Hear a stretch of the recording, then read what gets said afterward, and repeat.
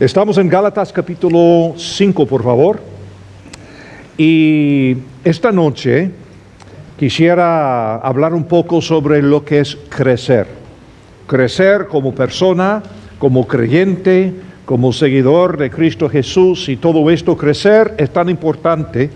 Varias veces les he dicho que el día que dejo de crecer, el día que dejo de cambiar, el día que dejo de ser transformado, es el día que dejo de ser discípulo de Jesucristo.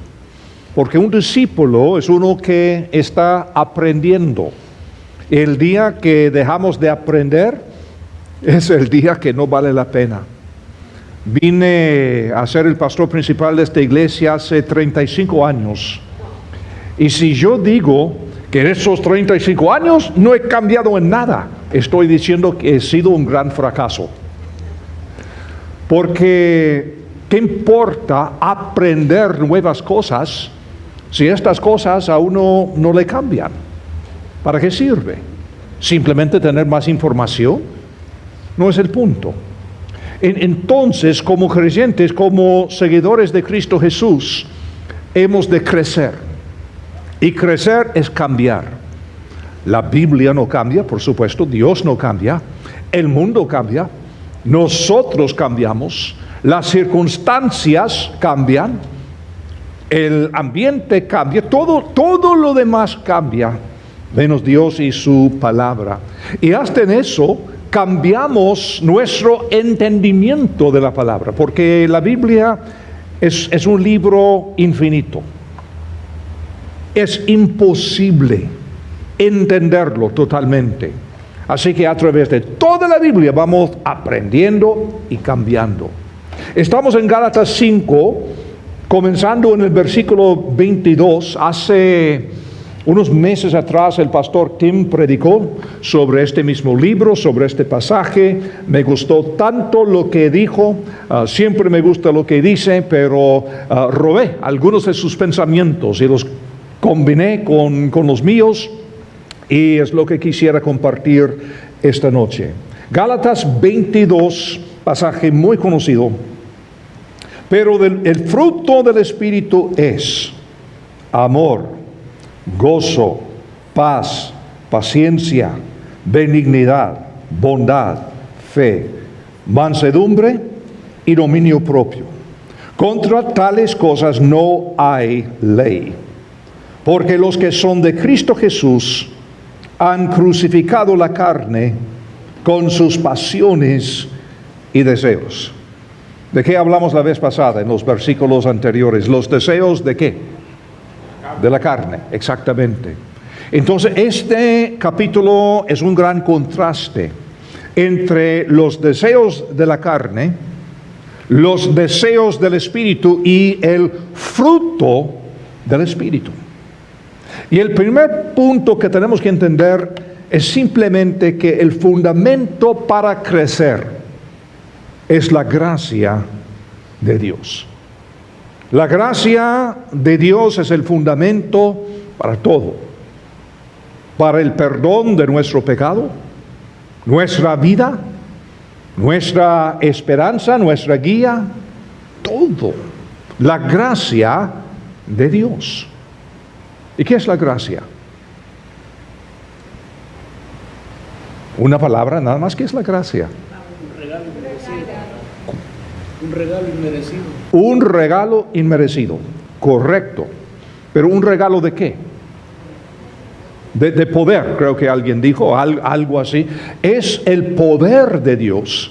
Es un regalo, y es un regalo inmerecido. ¿Qué quiere decir? Que si pensamos nosotros que podemos hacer algo para recibir la gracia de Dios, no es la gracia de Dios. Porque la gracia de Dios no se puede conseguir, no se puede merecer, no se puede ganar. La gracia de Dios no depende de lo que hacemos, no depende de lo que sabemos. La gracia de Dios es algo que se recibe, así nomás, se recibe, punto. se recibe. Y si pienso que puedo ganar la gracia de Dios, estoy totalmente equivocado. Porque cuando queremos agregar obras, la gracia ya no es gracia. O son obras o la gracia de Dios. La gracia es la voluntad de Dios Padre. Es lo que Él desea para nosotros. Y la gracia de Dios que recibimos es por lo que hizo Dios Hijo en su muerte, sepultura y resurrección. Y la gracia de Dios es administrada por Dios Espíritu. No son tres dioses, un Dios en tres personas, y cada persona tiene que ver con lo que es la gracia de Dios. Ahora, por favor, la gracia no entra en nosotros, sino la gracia nace en nosotros. ¿Por qué?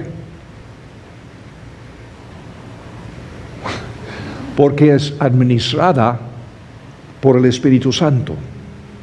¿Y dónde está el Espíritu Santo? Allá, dentro de nosotros. Y por lo tanto, la gracia verdadera no viene de afuera, no entra en nosotros, nace en nosotros, y lo único que tenemos que hacer es recibirla. No hay nada que podemos hacer. Nada. Y no hay crecimiento, por tanto, sin tener una relación genuina con el Espíritu Santo. Somos perdonados por la gracia de Dios. Somos libres por la gracia de Dios, no por esfuerzos. Somos familia de Dios por la gracia de Dios, para amar a Dios y al prójimo y unos a los otros. Ahora, la gracia entonces es el fundamento para todo.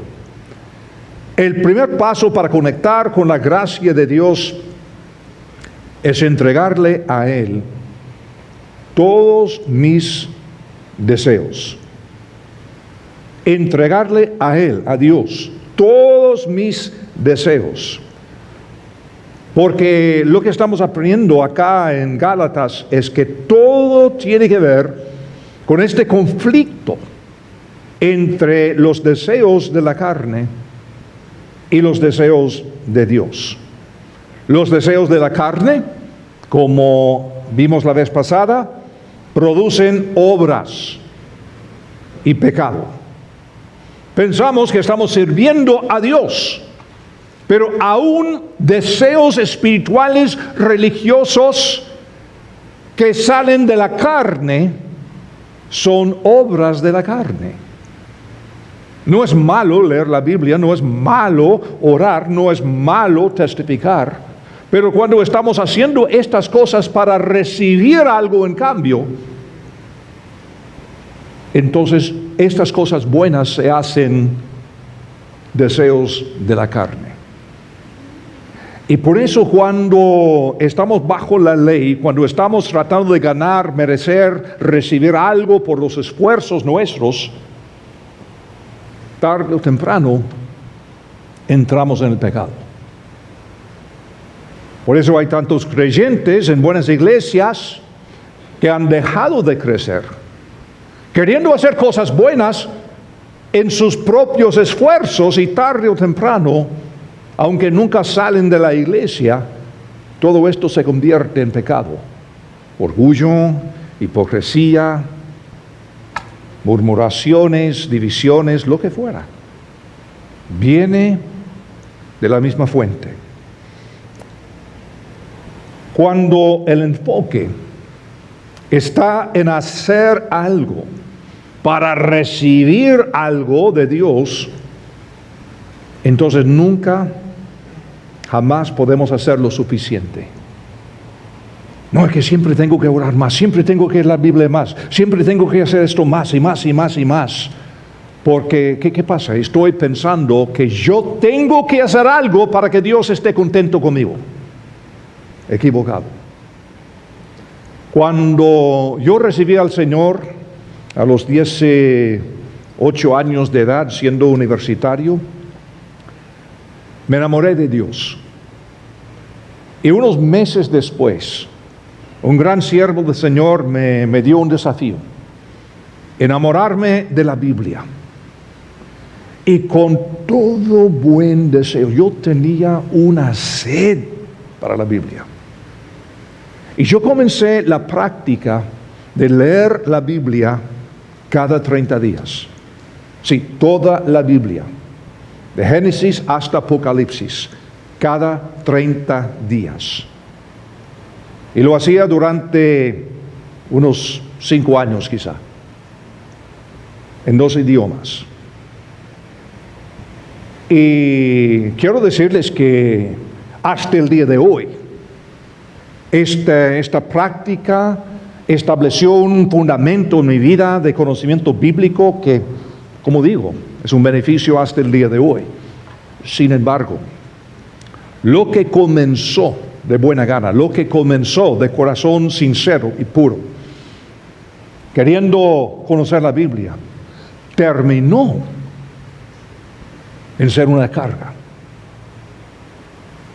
Y si pasa un día y no estoy leyendo tantos capítulos de la Biblia, si mal no recuerdo, como 35 capítulos cada día, algo así, y si pasa algo, entonces quedé con una vergüenza, una culpa, que seguramente Dios ya no está contento conmigo, está enojado conmigo, algo me va a pasar, algo mal. ¿Ya ven lo que está pasando? Lo que fue bueno vino a ser una maldición.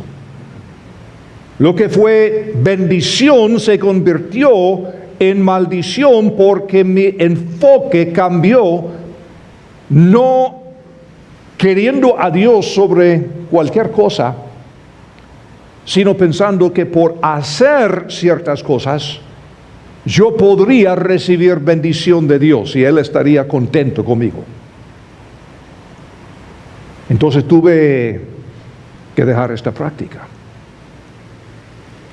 Y tuve que concluir que no son las muchas veces que yo paso por las páginas de la Biblia, sino cuántas veces las páginas de la Biblia pasen por mi vida, pensando en la persona de Dios y no pensando en lo que yo podría recibir de Él. Ahí está la diferencia.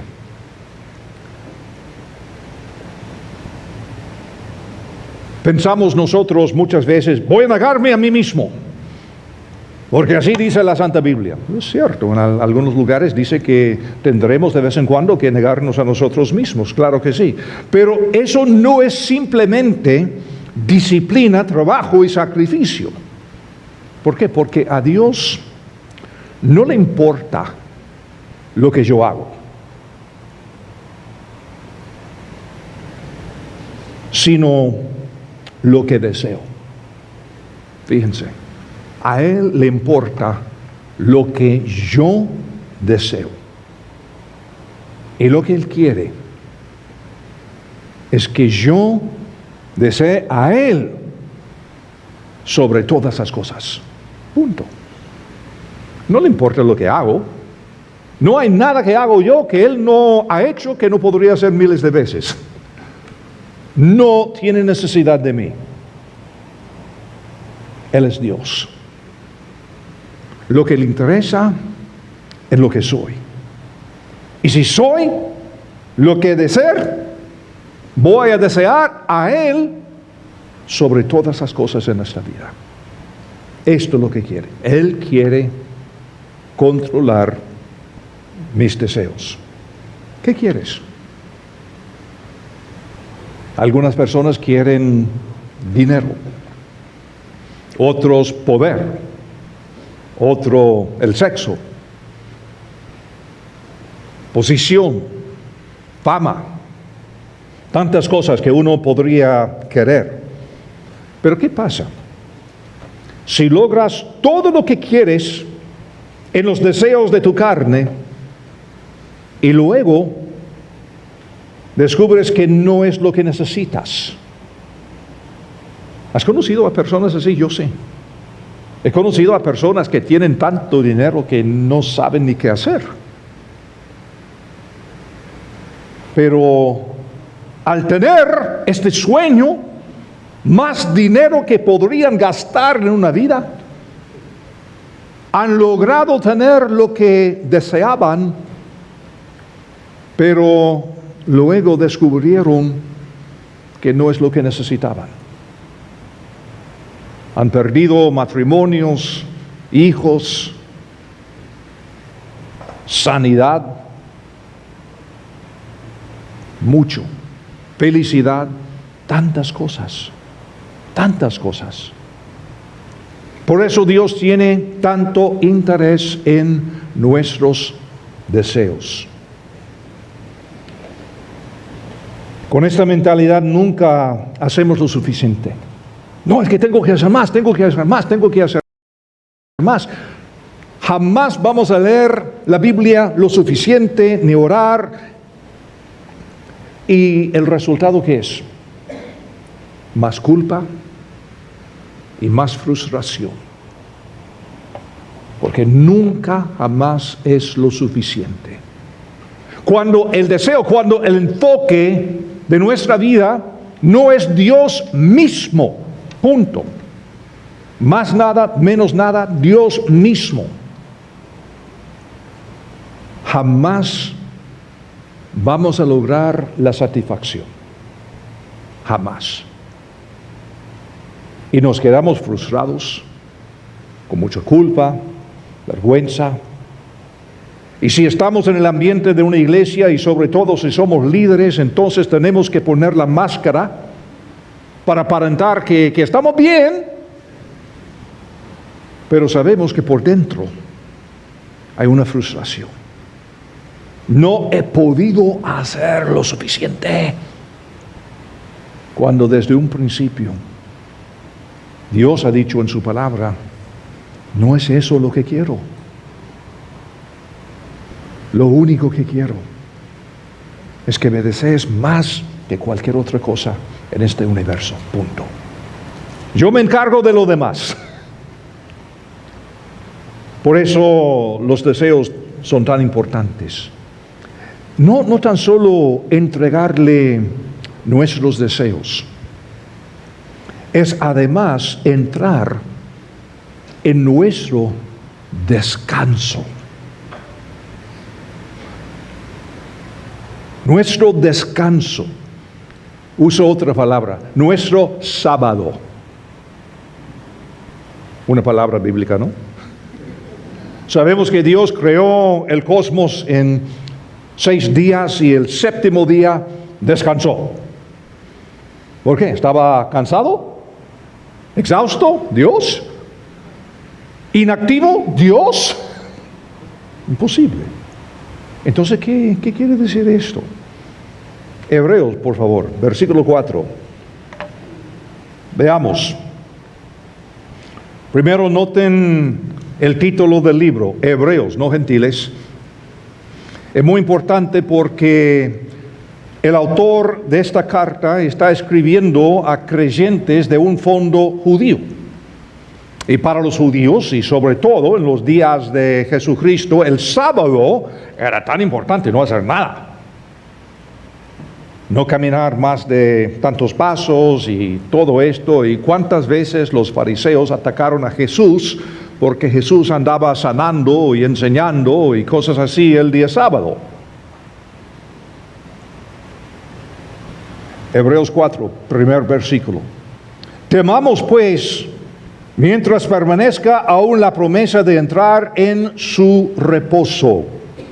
No sea que alguno de ustedes parezca quedarse atrás, porque también a nosotros, como a ellos, nos han sido anunciadas las buenas nuevas, pero a ellos de nada les aprovechó oír la palabra, porque no se identificaron por fe con los que la obedecieron.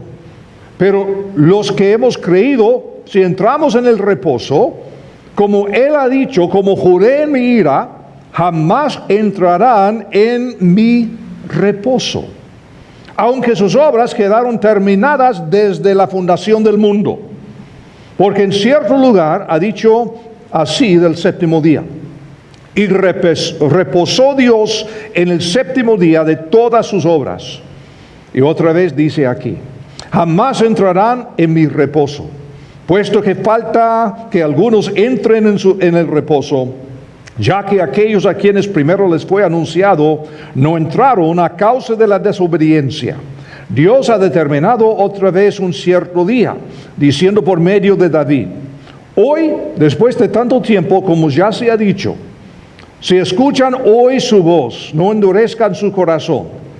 Porque si Josué les hubiera dado el reposo, no se hablaría después de otro día.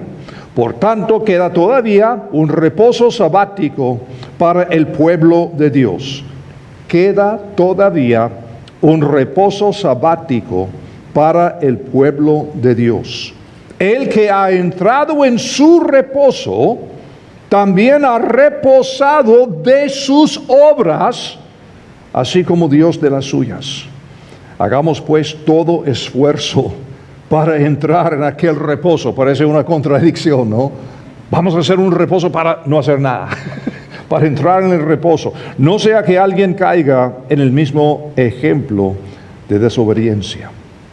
Dios creó el cosmos en 6 días, descansó el séptimo. Cansado no, inactivo tampoco.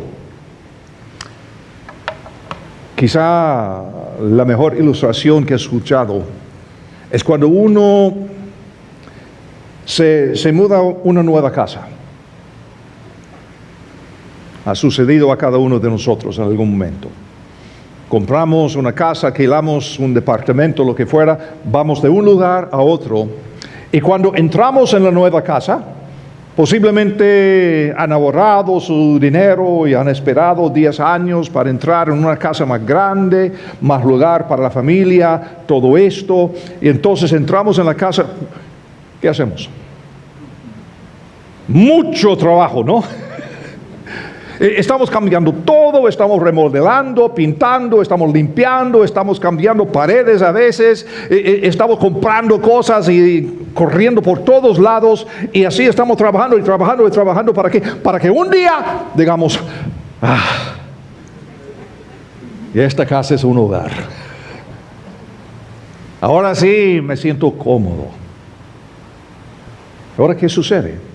Usted no puede levantar ni un dedo. Yo no puedo hacer nada porque estoy descansando. No es eso. No implica que uno esté inactivo. Quiere decir que todo está debidamente ordenado y estructurado para funcionar según el diseño. ¿Qué significa entrar en este reposo sabático? ¿Estamos hablando del día sábado? No, claro que no. Ni aún en el Antiguo Testamento fue eso que daba vida, que daba favor de Dios. Fue una señal. Quiere decir que por fin dejamos de luchar y luchar y luchar y luchar para agradar a Dios. Llegamos al punto de simplemente decir: el Espíritu de Dios está en mí y me da todo lo que me falta. Me guía todos los días. Me da gracia, me da misericordia, me da todo. Todo en mi vida ya está bien ordenado y estructurado para poder funcionar como Dios me ha diseñado. Y así andaba Jesús. No, Jesús es el día sábado. ¿Y qué? El sábado fue hecho para el hombre, no el hombre para el sábado. Este tipo está enfermo, yo le voy a sanar. No se puede. Sí se puede. Claro que sí. Quiere decir que todo está ordenado, estructurado para poder funcionar bien. Y funcionar bien es sanar a este tipo que está enfermo. No dijo Jesús que mi Padre ha trabajado hasta aquí, yo también estoy trabajando. Dios Padre nunca ha dejado de trabajar en base de lo que hizo en 6 días, cuando todo lo ordenó, todo lo estructuró para funcionar de acuerdo a su plan. Queda un reposo sabático para el pueblo de Dios. Cuando uno llega a crecer al punto de entender que no podemos hacer nada para recibir algo del Señor, la gracia de Dios no es algo que entra en mi vida, es algo que nace de mi vida porque el Espíritu de Dios vive dentro de mí. Ahora mi vida está funcionando de acuerdo al plan de Dios. Dios me da todo lo que necesito. Dios quiere ordenar y estructurar tu vida para que descanses en lo que Él ha hecho. En vez de querer dinero, poder, sexo, es determinar lo que de veras necesitas. Aceptación, relaciones sanas, sentido de familia, seguridad. Estas son las cosas que necesitamos. Si entiendo lo que de veras necesito, entonces puedo entregarle a Dios mis deseos carnales en cambio por lo que realmente necesito. Algunas personas dicen, necesito que mi papá me acepte. No, no es cierto. Qué lindo sería tener la aceptación de tu papá. Puede ser que sí, puede ser que no. Sería una bendición, por supuesto. Pero no necesitas la aceptación de tu papá. Lo que necesitas es aceptación. Y hay un Dios Padre en el cielo que te aceptó antes que naciste. Y por eso envió a su Hijo a morir en nuestro lugar. Y resucitó al tercer. Eso es lo que necesitas. Necesitas aceptación. ¿Es que necesito el sexo? No. Aunque el sexo fue inventado por Dios como algo bueno en su debido contexto, lo que necesitas son relaciones íntimas. Saber que tienes amigos íntimos, relaciones. Eso es lo que necesitas. Y es precisamente lo que tenemos en la familia de Dios. Ya ves, dinero, necesito dinero. No, no necesitas dinero, necesitas lo que el dinero puede comprar. Y lo que el dinero puede comprar es seguridad, porque lo que necesitas es seguridad. Seguridad que tengas un techo, que tengas alimentos, alimentación para ti, para tu familia. Eso es lo que necesitamos. ¿Y cómo Dios quiera proveer esto? Cuestión de Él. ¿Ya ves la idea? Esto se llama la gracia de Dios. En este contexto, construyendo sobre la gracia de Dios, podemos entender que el fruto del Espíritu es el resultado natural de andar en el Espíritu. El fruto del Espíritu es el resultado de la gracia y la presencia de Dios dentro de nosotros. Fruto. Cuando recibimos el fruto del Espíritu, todo lo demás cambia. Y la palabra es singular, no plural. Vimos una lista de las obras de la carne. Pero cuando estamos hablando del fruto del Espíritu, singular. Una sola palabra. Pero ¿qué dijo aquí? En versículo, ya voy a buscarlo de nuevo porque perdí mi lugar. Versículo 22. Pero el fruto del Espíritu. Es amor, gozo, paz, paciencia, benignidad, bondad, fe, mansedumbre y dominio propio. Bueno, yo tengo esto, pero me falta el otro. No. No, todo esto es el fruto singular del Espíritu.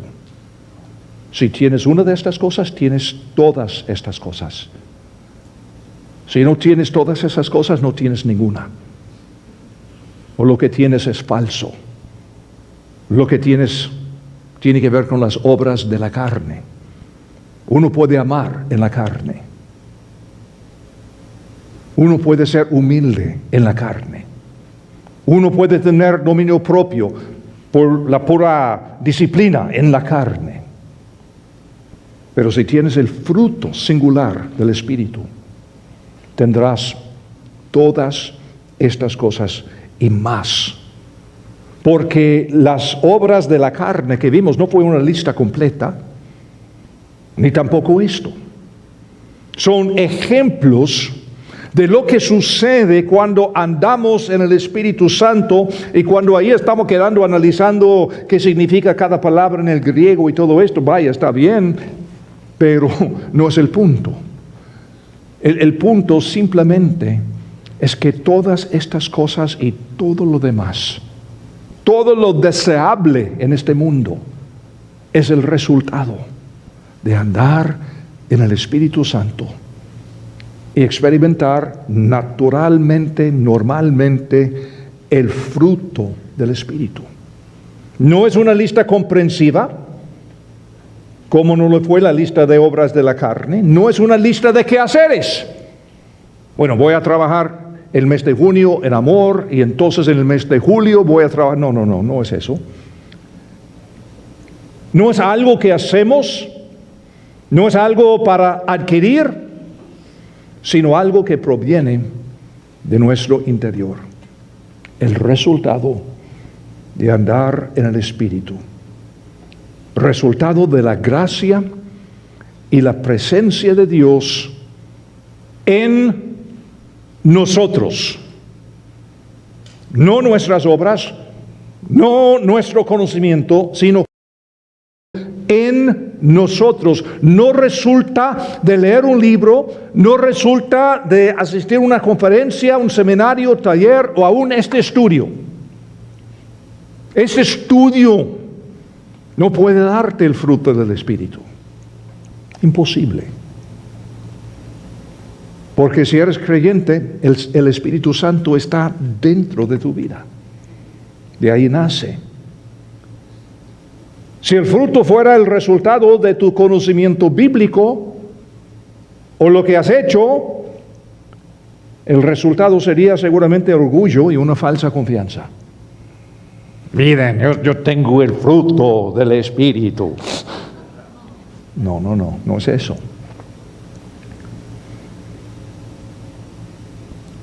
Es un pensamiento falso. Pensar que si trato más, si trabajo más, entonces Dios me ama más. Nada que ver. Dios te amaba cuando eras pecador. Romanos 5 lo dice claramente. Cuando éramos sus enemigos, Dios nos amaba igual. Igual.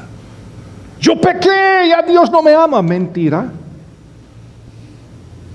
Dios te ama hoy lo mismo que te amaba antes de cometer este último pecado.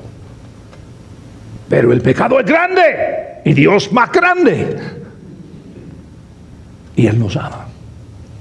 Nunca ha dejado de amarnos.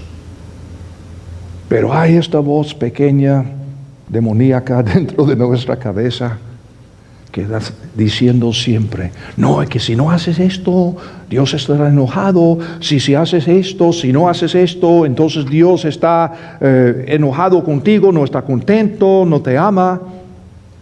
No, nada que ver. Nada que ver. Si el fruto del Espíritu es pasivo y recibido gratuitamente por la gracia, entonces la reacción natural del ser humano es quedar humillado y agradecido. No he hecho nada. No he hecho nada. No merezco nada. Y Dios me ha dado todo. Sí, así es. El fruto del Espíritu, además, es gradual.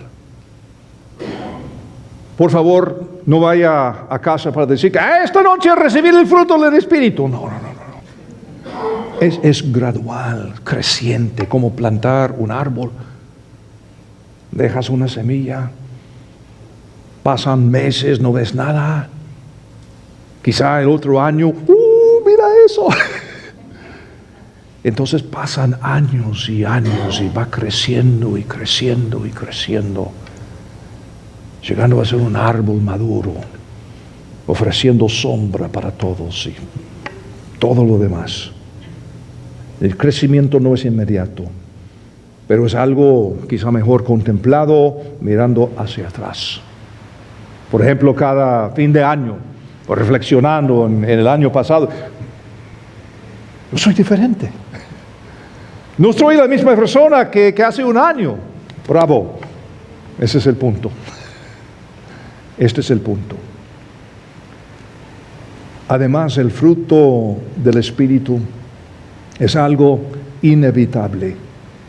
Cuando los deseos míos se someten a los deseos de Él, entonces Él comienza a hacer su obra en mí y el resultado inevitable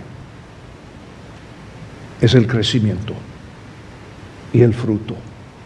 No se puede evitar. Es inevitable. Yo le cedo mis deseos a Él y Él poco a poco va cambiando mi corazón. Y cuando Él va cambiando mi corazón va cambiando mis pensamientos. Y cuando mis pensamientos me van cambiando, mis pensamientos cambian mis acciones, mi vida, mi familia y mi futuro. Pobre aquel que piensa que todo tiene que ver con ser salvo. Qué fantástico ser salvo. Es incluido en el primer paso de seguir a Jesús. Pero ¿para qué quieres quedarte ahí y no seguirle? Y Él se mueve. Primera vez que el Espíritu Santo aparece en la Biblia, Génesis 1, se mueve sobre las aguas. Y no ha dejado de moverse desde entonces.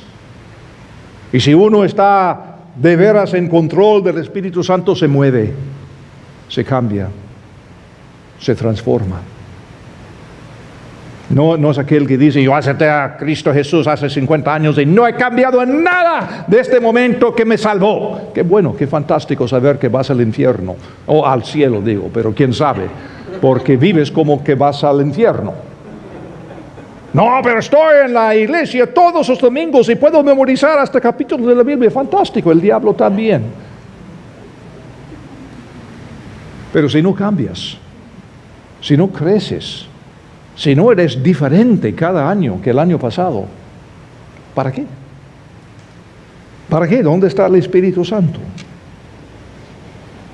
Además, el fruto del Espíritu es holístico. ¿Qué quiere decir esto? Que tiene que ver con cada fase de la vida.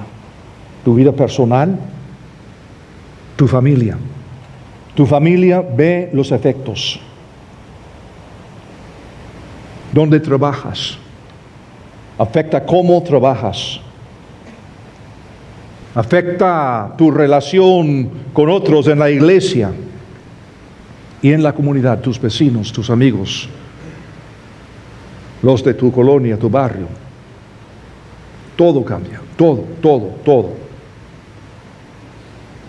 La pregunta clave entonces, ¿cuáles son mis deseos? ¿Cuáles son mis deseos y quién está en control de mis deseos? ¿Qué quiero más que quiero a Dios? Es tomar la decisión de lo que realmente necesito en esta vida.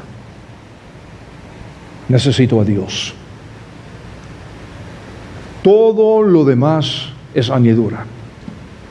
Pero más que nada necesito a Dios.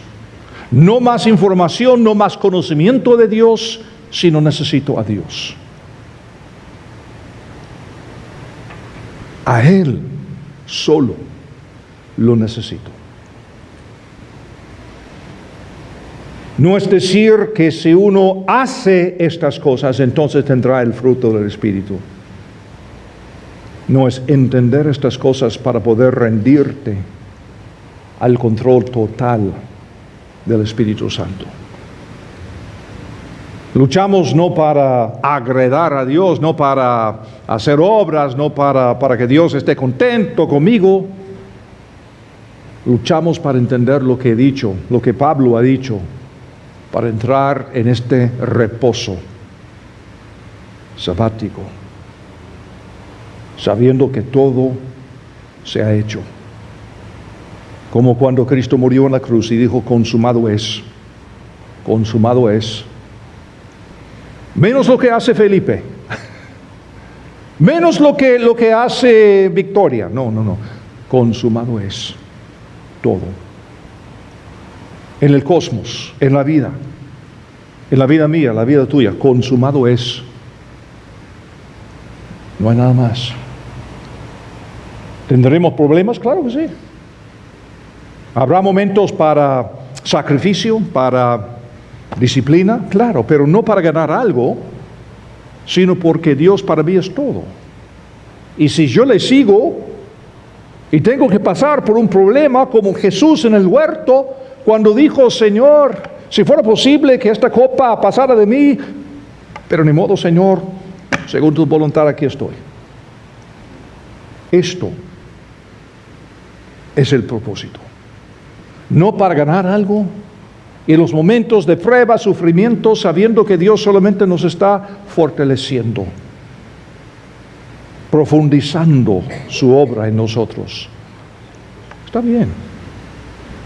Y yo sé que Dios me ama igual, si fracaso o si tengo éxito. Y si fracaso, ¿qué dice la Biblia? El sabio 7 veces se cae, 7 veces se levanta y sigue adelante. Padre Santo, gracias por este libro de Gálatas, su sabiduría, su enfoque. Es algo que lo necesitamos tanto, lo que yo personalmente necesito. Después de tantos años de andar contigo, Señor, la tentación está allí todos los días. Y todos los días tengo que estar contento y reposando en tu gracia. Te suplico que si alguien aquí presente o escuchando por medio del internet o alguna forma digital que no tenga la seguridad de conocerte a ti, de entender lo que es ser tu discípulo, que tú puedas, Señor, guiarle a esta persona, a una persona que podría explicar con claridad cómo entrar en esta relación íntima contigo. Todo esto te lo suplicamos en el nombre de Cristo Jesús. Amén.